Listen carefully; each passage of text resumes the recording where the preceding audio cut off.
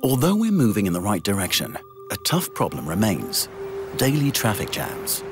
People arrive late at work and a lot of precious time is wasted. But this congestion is neither everywhere nor all the time. It's mainly present during peak hours and at bottlenecks around large cities. This congestion mainly occurs at certain times and in certain places. And that's also where the solution lies.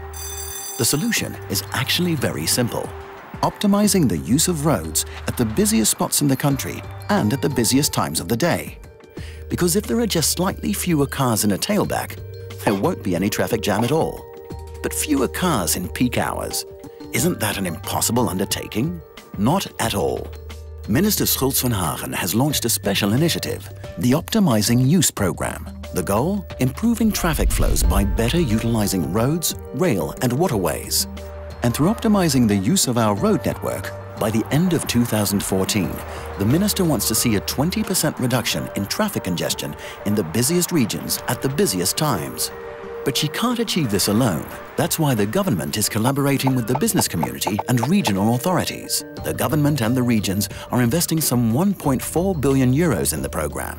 A lot of money, but the economic loss caused by traffic congestion costs us a lot more. Why a regional approach? That's simple. Every region has its own specific traffic problems. The bottlenecks in Groningen are very different to those in Rotterdam or Maastricht. Across the country, bottlenecks have been selected in 12 urban areas, and different solutions have been thought up for each of these problems. This comes to more than 280 concrete measures, each of which ensuring fewer cars in peak hours.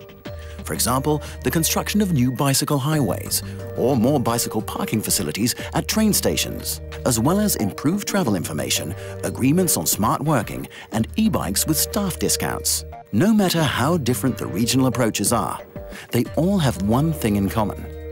The optimizing use of roads is only possible if people modify their behavior. If we can show people that it's sensible to choose their own path by working from home, for example, or by avoiding traffic congestion for a day by traveling by train or bike. But how do you promote this kind of behavior?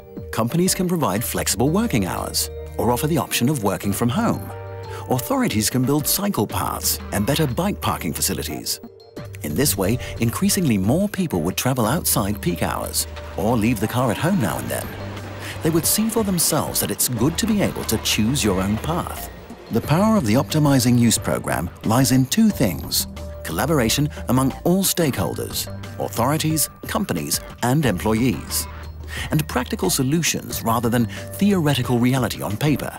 Realistic solutions that are feasible and can be delivered immediately, like reduced travel times and more travel comfort.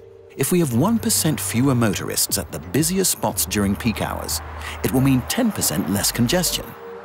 That's why we are working together to make optimizing use a success and to make the Netherlands sustainable and accessible.